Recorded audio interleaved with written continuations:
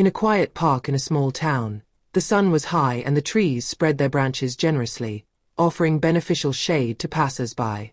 It was a place where life seemed to flow peacefully. Families were playing, couples were walking, and a few elderly people were relaxing on the benches. Among them was a 16-year-old black girl, Aisha, dressed in a casual outfit and with her hair braided into crowns. She had been there for a few hours, lost in a book that she was reading while listening, from time to time, to the birds singing and the wind blowing gently. She had nothing else to do but enjoy her day, far from the curious eyes and incessant judgments of society. She was used to being watched, but today she didn't want to think about that. Today, she was simply a young girl seeking peace. However, everything changed when an older woman, leaning on her cane, approached her. She looked her up and down, her gaze insistent and piercing. The woman, named Ms. Dupont, had lived in the neighboring neighborhood for years. She used to take her daily walks in the park, but today something about Aisha seemed suspicious to her. Aisha, who had nothing to do but read and breathe the fresh air, noticed Madame Dupont's gaze and looked up. Madame Dupont stopped in front of her for a few moments, clearing her throat. The conversation began abruptly. "Well, what are you doing here all alone?" "That's pretty strange for a girl your age." Aisha raised her eyebrows, not understanding what the old lady was getting at. "I'm just reading." "For what?" "Don't lie to me, young lady." "There you are, hanging out in this park, for no apparent reason. I've seen young people like you do some unsavory things."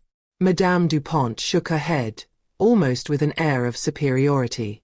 Aisha, now annoyed by the insinuation, slowly got up from her bench. "You don't know me, ma'am, so I ask you to stop making assumptions." But the old lady didn't want to stop there. His gaze hardened, his face took on a stern expression. "Ille call the police." "You won't inspire me with confidence."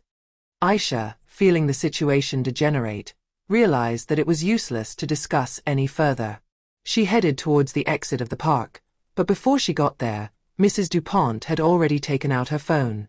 She called the police with the assurance that the young girl would quickly be put out of there. A few minutes later, the irritating siren of a police car broke the tranquility of the park, followed by a flashing light spinning in a bright light. The car suddenly parked near Aisha, throwing up bits of dust that brushed against her bare feet. Two uniformed police officers emerged, their movements as methodical as those of a well-oiled machine.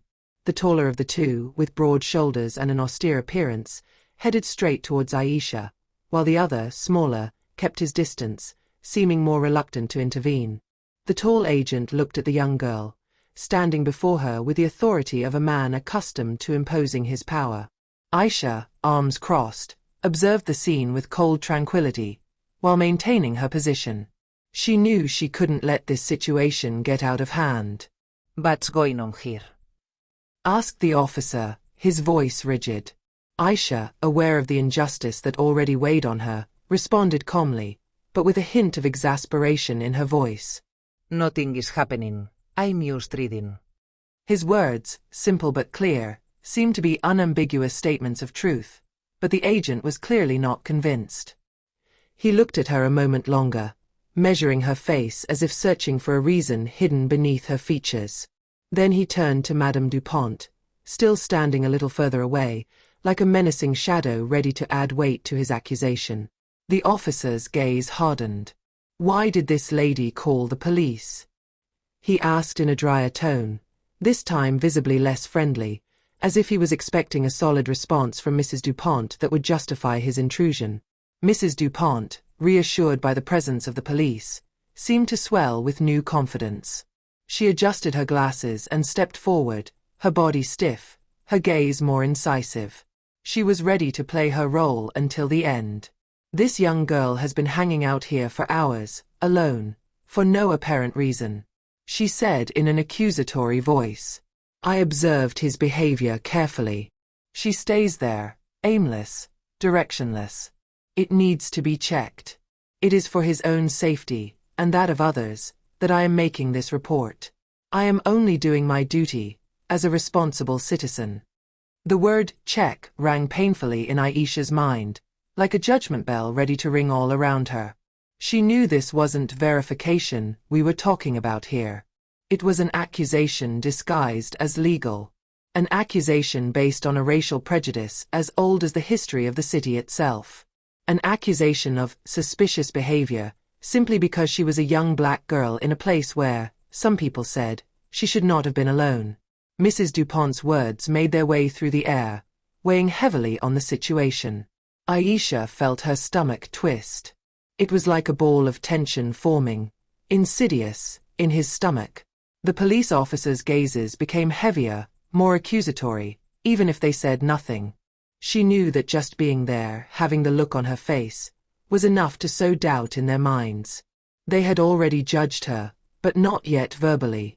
She observed the police officers, silent but vigilant. She didn't want to give in to the temptation to respond with anger or frustration. She knew, deep down, that anything she said might turn against her. She was just a young girl in a park, and already her identity was reduced to mere suspicion.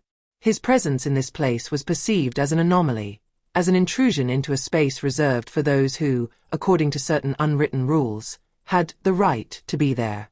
But as she prepared to bear the weight of this silent injustice, a totally unexpected event occurred, shattering the heavy atmosphere. From a quiet corner of the park, the rumble of a refined engine briefly disrupted the silence. A luxury car, black and shiny in the sunlight, stopped abruptly on the grass, its tires making a slight squeal. There seemed to be something solemn in the air as an elegant, confident figure stepped out of the vehicle with almost theatrical ease. This woman, although her appearance was sober, exuded a silent power. Samira Ouedraogo, the city's mayor, a strong and respected 42-year-old black woman, moved forward with palpable determination. He was an essential figure in this city, a person whose simple presence commanded respect. His piercing gaze scanned the environment, scrutinizing the places, the faces, then settled on the scene in progress. Samira came regularly to this park, far from the incessant pressures of her job, taking advantage of these moments to find the peace and tranquility that she cherished. But today the circumstances were very different. She had sensed that something was wrong, and her presence was no longer a simple desire to relax. The heavy atmosphere and the agitation in front of her did not deceive her. An incident was playing out, and she was not going to let it unfold without intervening.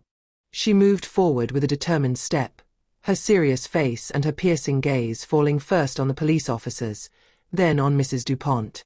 The latter, obviously a little surprised by the arrival of the mayor, moved back slightly, as if the situation was suddenly escaping her. Samira observed the police officers in silence for a moment, listening to the exchanges that had already taken place, before turning to Mrs. Dupont, her gaze becoming more incisive. "What's going on here?" asked Samira, in a calm voice, but imbued with indisputable authority. The officer, taken by surprise, froze for a moment when he recognized the mayor, before stammering. "Madam Mayor, this young girl." He did not have time to finish his sentence, because Samira raised her hand, a gesture that seemed both soothing and firm, but above all final. "Ms. Dupont, did you take the liberty of calling the police on a young black girl, simply because she was reading in a park?" Samira asked, her tone much sharper now, but still controlled. "You don't even know who she is." Mrs. Dupont, suddenly confronted with the authority of the mayor, lost her bearings. His face, usually implacable, turned a bright red with confusion. She hesitated for a moment, the words not coming out as she had expected. "I just thought," she stammered, unable to find a justification that seemed acceptable under Samira's piercing eyes. Samira, with a fluid and calm gesture, turned her gaze towards Aisha. The young girl, who until now seemed tense by the situation, now seemed more serene, although the shadow of the past judgment was not completely dissipated. Samira, with rare but comforting gentleness, addressed her. "Aisha, are you well?" Aisha nodded, her eyes filling with silent gratitude. Although she knew the town mayor well, she never imagined that one day Samira would be there to intervene like this, in a situation so banal but devastating in her eyes. The mayor's kindness and dignity brought her immediate comfort, but she knew it wasn't over. Not until the old lady understood the gravity of what she had just done. Samira turned to the police officers again, a piercing gaze falling on each of them. This young girl is doing nothing wrong, and you know it perfectly well. Please put an end to this situation immediately. His voice left no room for discussion, no hesitation in his posture. One of the officers, clearly embarrassed by the situation, looked down, momentarily undecided. The other, a little older and visibly more used to handling tense situations, nodded slowly, but without conviction. Yes, Madam Mayor. We found nothing suspicious. The response, although quick, rang empty in the air, like a silent admission of their failure to have acted appropriately. Aisha, although she could not completely erase the humiliation she felt a surge of relief invade her heart. The situation finally seemed to calm down.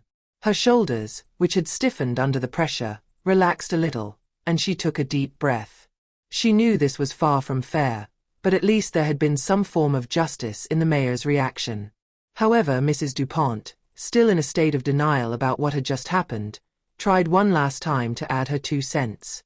But, I'm sure she began, but Samira interrupted her sharply, her voice taking on a sharper tone than ever.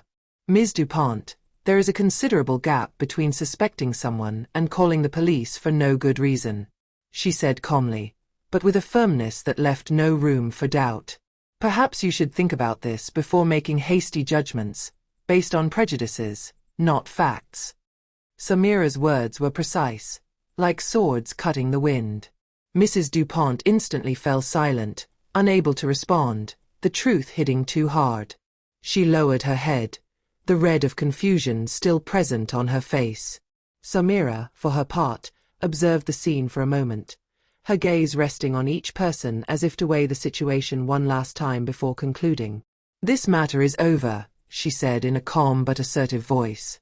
Aisha, you can leave. The police officers withdrew discreetly, and Mrs. Dupont, humiliated and now silent, slowly turned on her heel. The girl didn't need to say another word. She had been seen, heard, protected.